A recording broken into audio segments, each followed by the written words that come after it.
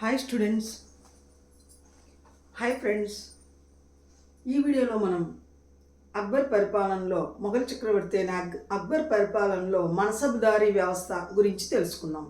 వీడియోలోకి వెళ్ళబోయే ముందు చిన్న రిక్వెస్ట్, నా ఛానల్ని సబ్స్క్రైబ్ చేయండి. దయచేసి మీ ఫ్రెండ్స్ కూడా షేర్ చేయండి.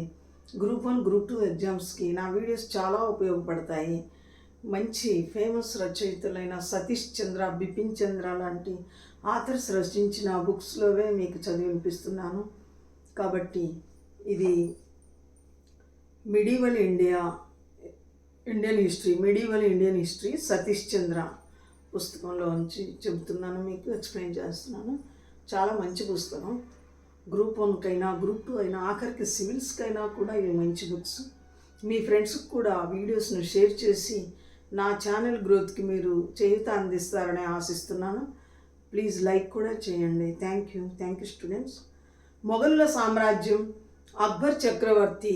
అక్బర్ పరిపాలనలో మనసబ్దారీ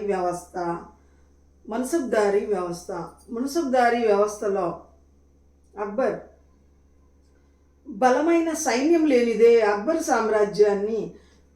సామ్రాజ్యాన్ని విస్తరింపగలిగేవాడు కాదు.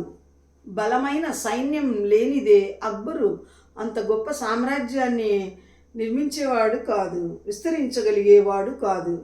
అలాగే దానిపై నియంత్రణ కలిగి ఉండేవాడు కాదు. అందువల్ల బలమైన సైన్యం ఉన్నందువల్లే అక్బరు అంత మొఘల్ సామ్రాజ్యాన్ని విస్తరించగలిగాడు. ఈ కారణంగానే సంస్థానాధీశులను, సైన్యాన్ని సంఘటితం చేయడం ఎంతో అవసరమైంది. ఈ బలమైన సైనిక వ్యవస్థ వల్లనే విస్తృతమైన మొఘల్ సామ్రాజ్యాన్ని విస్తరించగలిగాడు. అలాగే సామ్రాజ్యంలోని అంతర్గత, బహిర్గత అధికారాలు, నియంత్రణ కలిగి ఉన్నాడు. ఈ రెండు లక్ష్యాలను సాధించడం కోసం సంస్థానాధీశులను, సైన్యాన్ని సంఘటితం చేయడం ఎంతో అవసరమైంది. ఈ విధంగా సామ్రాజ్యాన్ని విస్తరించడం, సామ్రాజ్యంపై నియంత్రణ కలిగి ఉండడం కోసం బలమైన సైనిక వ్యవస్థ, తర్వాత సంస్థానాధీశులు, ఈ రెండింటిని సంఘటితం ఒక్కటిగా చేయవలసిన అవసరం ఏర్పడింది. ఈ 2 లక్ష్యాలను మనసబ్దారీ వ్యవస్థను ప్రవేశపెట్టడం ద్వారా సాధించాడు అక్బర్ చక్రవర్తి. ఈ విధంగా గొప్ప సైనిక వ్యవస్థను, సామ్రాజ్యంపై తన పట్టు, తన అధికారాన్ని, నియంత్రణ కలిగి ఉండటాన్ని సంస్థానాధీశులు, సైనిక వర్గం సంఘటితం చేయడం ద్వారా సాధ్యమవుతుందని, అది సాధించడానికి మనసబ్దారీ వ్యవస్థను ప్రవేశపెట్టడం ద్వారా ఈ 2 లక్ష్యాలను అక్బరు సాధించగలిగాడు. అక్బర్ ఈ వ్యవస్థ క్రింద ప్రతి అధికారికి ఒక హోదా, ఒక మన్సబు కల్పించాడు. మనసబ్దారీ వ్యవస్థలో అధికారిని మనసబ్దారీ అని పిలిచేవారు. ఈ ప్రతి మనసబ్దారీకి ఒక హోదా, మన్సబ్ కల్పించాడు. మనసబ్దారీ వ్యవస్థలో ప్రతి అధికారికి ఒక హోదా కల్పించాడు. అట్టడుగున 10 ఉన్నత స్థాయి హోదా వారికి 5,000 మనసబులు కేటాయించేవాడు.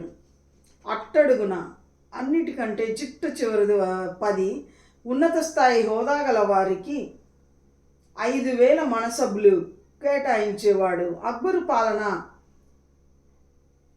అక్బరు పాలనలో కొందరు సంస్థానాధీశులు హోదా 5,000 నుండి 7,000కు పెరిగింది. మీర్జా అజీజ్ కోకా, రాజా మాన్ సింగ్ 7,000 హోదాతో సత్కరించబడ్డారు. 7,000 మనసబులు.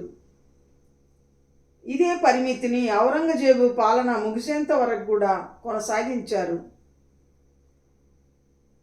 ఈ మనసబ్దారీ వ్యవస్థలో ప్రతి అధికారికి హోదా అంటే మనసబును కల్పించారు. అట్టడుగు హోదా 10 మనసబులు, ఉన్నత స్థాయి హోదా గల వారికి 5,000 మనసబులు కేటాయించారు. అక్బర్ పాలన చివరి నాటికి ఈ మనసబుదారుల అత్యధిక స్థాయి 7,000కు పెరిగింది. మీర్జా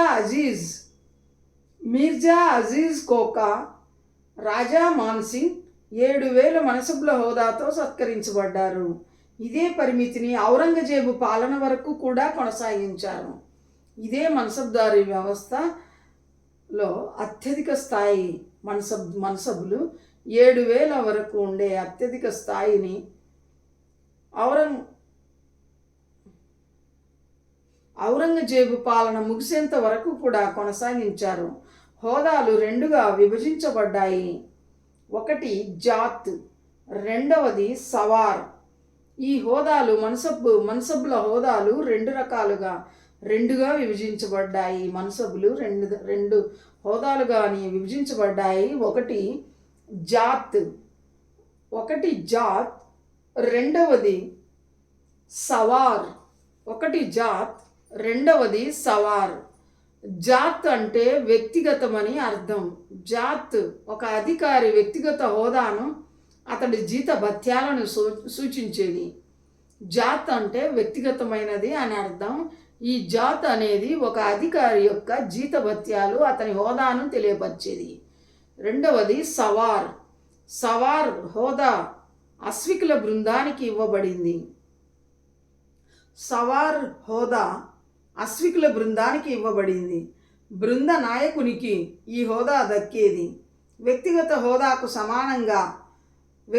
హోదాకు సమానంగా సవార్లను నిర్వహించే వారికి ప్రథమ విభాగంలో స్థానం లభించేది. సగము అంతకంటే తక్కువ మంది సవార్లను కలిగి ఉన్న వారికి 2వ స్థానం లభించేది. తక్కువ సవార్లు కలిగి ఉన్న వారిని 3వ విభాగంలో చేర్చేవారు. ఈ విధంగా ప్రతి మనసబుదారునికి హోదాలో 3 విభాగాలుండేవి. సంస్థానాధీశులు నియమించే అశ్వికులు అంటే సవార్లు అనబడే అధికారులు. సంస్థానాధీశులు నియమించే సవార్లు అంటే అశ్వికులు అనుభవజ్ఞులై ఉండేలా జాగ్రత్త తీసుకునేవారు. ఇందుకోసం విధుల పట్టికను ప్రతి అశ్వికుడికి అమలు చేసేవారు. అతడి గుర్రాన్ని రాచముద్రతో గుర్తు వేసేవారు. ఈ సవార్లు అనబడే అశ్వికుల గుర్రాలకు రాచముద్ర వేసేవారు. రాచముద్రను గుర్తుగా వేసేవారు. దీనిని ముద్రా వ్యవస్థ, దాగ్ వ్యవస్థగా పిలిచారు. వ్యవస్థగా పిలిచారు. గుర్రాలపై రాచముద్రను ముద్రించడాన్ని ముద్ర వ్యవస్థను దాగ్ వ్యవస్థ అని పిలిచేవారు. చక్రవర్తి నియమించిన ప్రత్యేక అధికారుల ముందు తనిఖీకి సంస్థానాధీశులు తమ అశ్విక బలగాన్ని తీసుకొని రావాల్సి ఉంటుంది.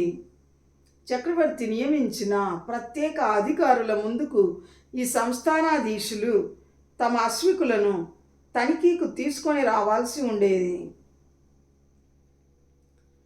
గుర్రాలను జాగ్రత్తగా పరిశీలించి మేలుజాతి గుర్రాలను ఇరాక్, అరబిక్ సంతానానికి చెందినవి సైన్యంలో భర్తీ చేసేవాళ్ళు.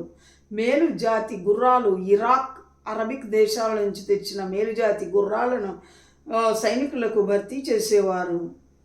ప్రతి 10 మంది అశ్వికులకు 20 గుర్రాలను సంస్థానాధీశులు ఉంచాల్సి ఉంటుంది. ఎందుకంటే ప్రయాణంలో గుర్రాలకు విశ్రాంతి ఇచ్చి మిగతా వాటితో ముందుకు వెళ్లాల్సి ఉంటుంది. ముఖ్యంగా దండయాత్రకు బయలుదేరినప్పుడు అదనపు గుర్రాల ఏర్పాటు తప్పనిసరిగా ఉండాలి. సవారు ఒక గుర్రాన్నే కలిగి ఉన్నట్లయితే అతడిని అధముడిగా పరిగణించేవాళ్ళు. సవార్ ఒక గుర్రాన్నే కలిగి ఉన్నట్లయితే అతడిని అధముడిగా పరిగణించేవారు. 10:20 నిష్పత్తి క్రమం తప్పకుండా పాటించినంత వరకు మొఘల్ అశ్విక దళం సమర్థవంతంగా కొనసాగుతూ ఉండినది. 10:20 10:20 అంటే 10 మంది అశ్వికులకు 20 గుర్రాలు. నిష్పత్తి క్రమం తప్పకుండా పాటించినంత వరకు మొఘల్ అశ్విక దళం సమర్థవంతంగా కొనసాగింది. సంస్థానాధీశుల బలగం మిశ్రమ జాతులతో కూడి ఉండేలా ఏర్పాటు చేశాడు. మొఘలు, పఠాను, హిందుస్థానీ, రాజపుత్రులు ఇలా అన్ని జాతుల వారికి సైనిక బలగాల్లో స్థానం కల్పించేవారు. మొఘలుల సంస్థానాధీశుల బలగం మిశ్రమ జాతులతో కూడి ఉండేలా ఏర్పాటు చేశారు. ఈ మొఘలు చక్రవర్తులు సంస్థానాధీశుల బలగం మిశ్రమ జాతులతో కూడి ఉండేలా ఏర్పాటు చేశారు. అంటే ఒకే జాతికి చెందిన వారిని కాకుండా సైన్యంలో మిశ్రమ జాతులకు చెందిన వారిని సైన్యంలో చేర్చుకునేటట్టు ఏర్పాట్లు చేయబడింది. మొఘలులు, పఠానులు, హిందుస్థానీలు, రాజపుత్రులు ఇలా అన్ని జాతుల వారికి చెందిన సైనిక బలగాలను స్థానం కల్పించేవాళ్ళు. ఈ విధంగా ప్రాంతీయ వర్గ శక్తులను బలహీనం చేసేందుకు అక్బరు ప్రయత్నించాడు. తొలుత మొఘలు రాజపుత్ర సంస్థానాధీశులు తమ వర్గం వారినే బలగాల్లో తీసుకునేందుకు అనుమతించబడిన కాలక్రమంలో మిశ్రమ జాతి నియామకాలు అధికారిక విధానంగా మారిపోయింది. తొలుత మొఘలుల యొక్క రాజపుత్ర సంస్థానాధీశులు తమ వర్గం వారిని రాజపుత్రులనే తీసుకునేందుకు అనుమతించబడిన కాలక్రమంలో మిశ్రమ జాతి నియామకాలు అధికారిక విధానంగా మారిపోయింది. అశ్వికులతో పాటు విల్లుకారులు,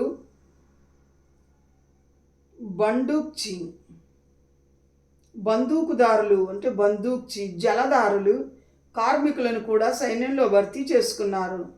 అశ్వికులతో పాటు విల్లుకారులు అంటే ధనుస్సు బాణాలు, విల్లు ఎక్కుపెట్టి బాణాలు వేసే విల్లుకారులు. అశ్వికులతో పాటు విల్లుకారులు, బందూకుదారులు, జలదారులు, కార్మికులను కూడా సైన్యంలో భర్తీ చేసుకున్నారు. వీరికి జీతాలు హోదాను బట్టి లభించేవి. అశ్వికుడి సగటు జీతం నెలకు 20 రూపాయలు.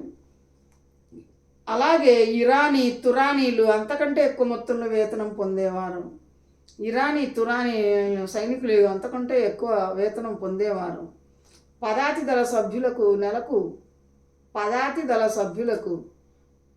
సైన్యంలో సైనికుడికి పదాతి అంటే నడిచే సైన్యం. పదాతి దళ సభ్యుడికి నెలకు 3 రూపాయల వేతనం పొందేవాడు. సైనికులకు చెల్లించాల్సిన వేతన బకాయిలను మన్సబ్దారు వ్యక్తిగత వేతనానికి జత చేసేవారు. సైనికులకు చెల్లించాల్సిన వేతన బకాయిలను మన్సబ్దారు వ్యక్తిగత వేతనానికి జత చేసేవారు. జాగీర్లు ఇవ్వడం కూడా అతడికి వేతనం చెల్లించేవారు. జాగీర్లు ఇవ్వడం ద్వారా కూడా మనసబుదారులకు జాగీర్ ఇవ్వడం ద్వారా కూడా వేతనం చెల్లించేవారు. జాగీర్ ఇచ్చినప్పుడు ఆ జాగీర్లలో పన్నులు వసూలు చేసుకొని ఆ వచ్చిన పన్నులలో జీతాలను పొందేటట్టు జాగీర్లు ఇవ్వడం ద్వారా అతనికి వేతనం చెల్లించేవాళ్ళు. కొన్నిసార్లు వారికి నగదు రూపంలో కూడా వేతనాలు ఇచ్చేవారు. జాగీర్ వ్యవస్థకు అక్బర్ అనుకూలంగా ఉండేవాడు కాదు, ఎందుకంటే ఈ వ్యవస్థను రద్దు చేయలేకపోయాడు. శతాబ్దాల తరబడి ఆ వ్యవస్థ పాతుకుపోవడమే అందుకు కారణం.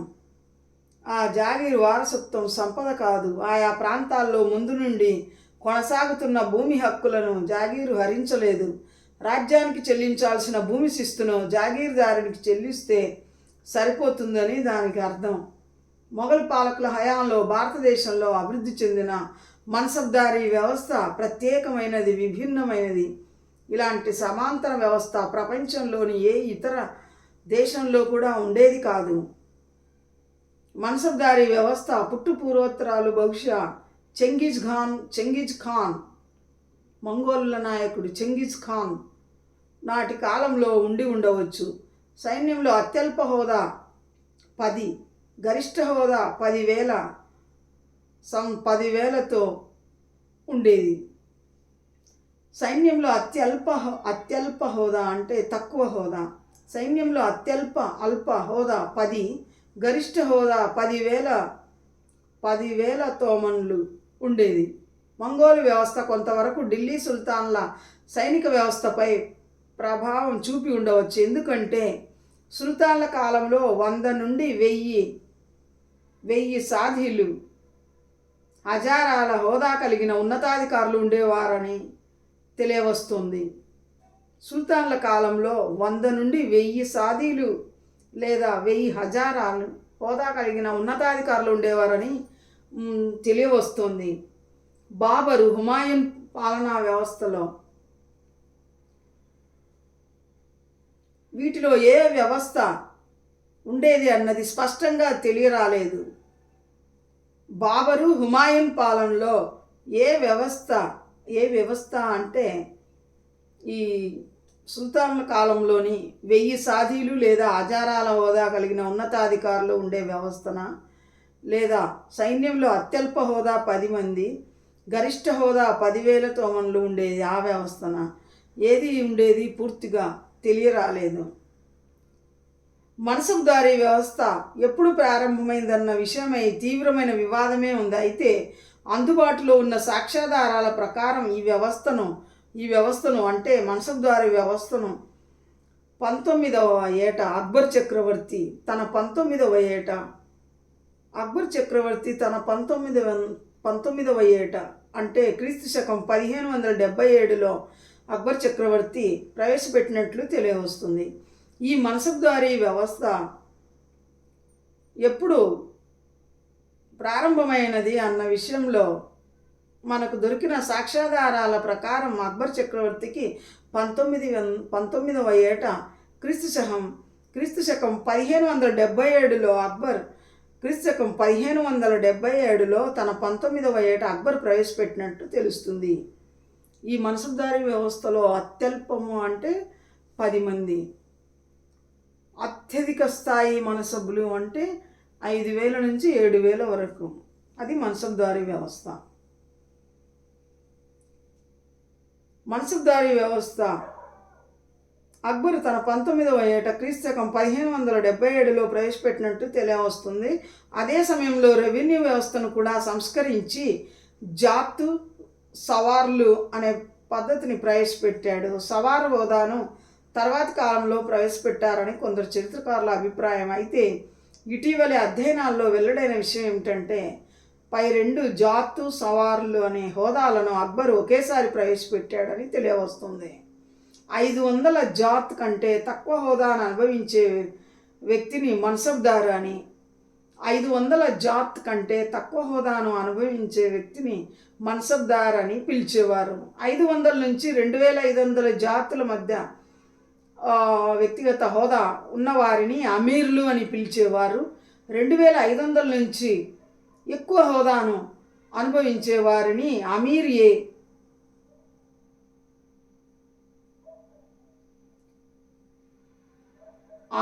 ఏ ఉమ్దా లేదా ఉమ్దా ఏ అజం అని పిలిచేవారు. ఈ విధంగా అధ్యయనాల్లో చరిత్రలో వెల్లడైన విషయం ఏమిటంటే ఈ జాత్ అన్నది అక్బర్ చక్రవర్తి ప్రవేశపెట్టిన జాత్, తర్వాత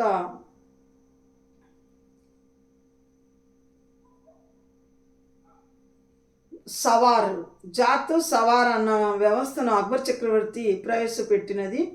ఈ జాత్ అనగా ఒక వ్యక్తిగత హోదాను తెలిపేది. సవార్ అన్నది అశ్వికుల బృందానికి నాయకుడుగా ఉన్నది. అత్యల్ప అశ్విక బృందం అంటే 10 మంది అశ్వికుల మీద ఉన్న నాయకుడు. అత్యధిక హోదా 5,000 నుంచి 7,000 వరకు ఈ విధంగా హోదా ఉండేది. ఈ విధంగా జాతు సవార్ అన్న హోదాలో అశ్వికుల బృందాల నాయకులకు ఇవ్వబడింది. ఈ 2 పద్ధతులను అక్బర్ కాలంలో ఒకేసారి ప్రవేశపెట్టాడని మనకు చరిత్రలో తెలియవస్తుంది. ఈ విధంగా 500 జాతుల కంటే తక్కువ హోదాను 500 జాత్ అంటే ఒక వ్యక్తిగతమైన హోదా, ఒక అశ్విక దళానికి హోదా కలిగిన ఒక అశ్విక దళ నాయకుడి హోదా. అలాగా 500 జాత్ కంటే తక్కువ హోదా అనుభవించే వ్యక్తిని మనసబ్దారి అంటారు. అలాగే 500 నుంచి 2,500 వరకు ఉన్న జాతుల హోదాను ఉన్నవారిని అమీర్లు అంటారు. 500 నుంచి 2,500 జాతుల మధ్య హోదా ఉన్నవారిని అమీర్లు అని పిలిచారు. అలాగే 2,500 నుంచి ఆపై ఎక్కువ హోదా జాతులను అనుభవించే వారిని అమీర్ ఏ ఉమ్దా లేదా ఉమ్దా ఏ అజం అని పిలిచేవారు. ఈ విధంగా మనసబ్దారీ వ్యవస్థ పై 3 విభాగాలకు చెందిన అధికారులను సంబోధించడానికి ఉపయోగించారు. హోదాతో పాటు ఈ వర్గీకరణకు చాలా ప్రాముఖ్యత ఉండేది. ఒక అమీరు కానీ అమీరియే ఉందా కానీ తన కింద లేదా మరో అమీరు కింద మన్సబ్దారిని నియమించవచ్చు. ఈ విధంగా 5,000 జాతుల హోదా గల అధికారి 500 జాతుల వరకు హోదా కలిగిన మన్సబ్దారును తన కింద నియమించుకోవచ్చు. అలాగే 4,000 హోదా కలిగిన అమీరు 400 జాతుల మన్సబ్దారును నియమించుకోవచ్చు. ఈ వర్గీకరణ వర్గభేదం నిర్దిష్టమైంది కాదు. తక్కువ హోదాతో మన్సబుగా నియమితులైన వారు తమ శక్తియుక్తుల ఆధారంగా శక్తి సామర్థ్యాలను బట్టి చక్రవర్తి అనుగ్రహంతో కానీ పదోన్నతి పొందడానికి, పదోన్నతి అంటే మన్సబ్దారుగా ఉన్నవాళ్ళు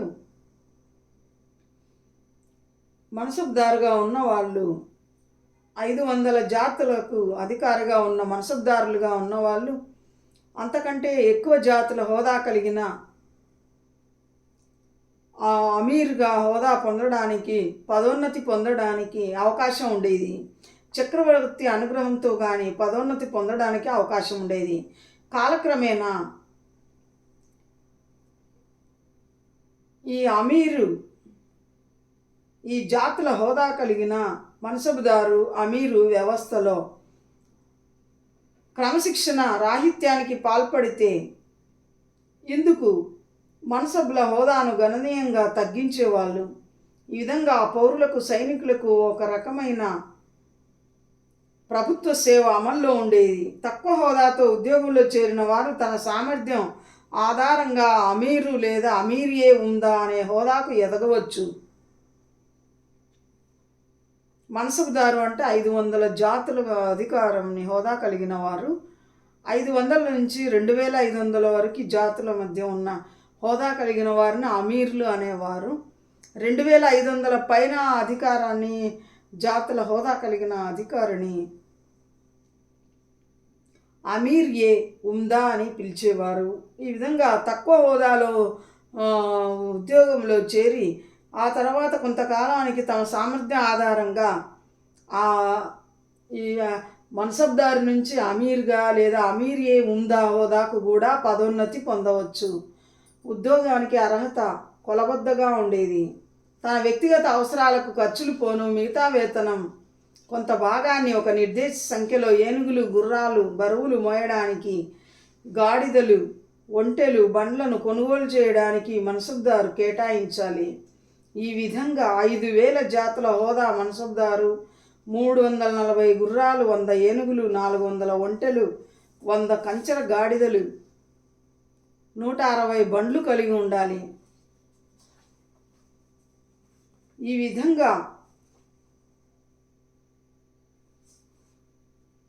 మన్సబుదారు 5,000 జాతుల హోదా మధ్య గల మన్సబుదారు 340 గుర్రాలు, 100 ఏనుగులు, 400 ఒంటెలు, 100 కంచెర గాడిదలు, 160 బండ్లు కలిగి ఉండాలి. తర్వాత వీటిని కేంద్ర ప్రభుత్వం నిర్వహిస్తుంది.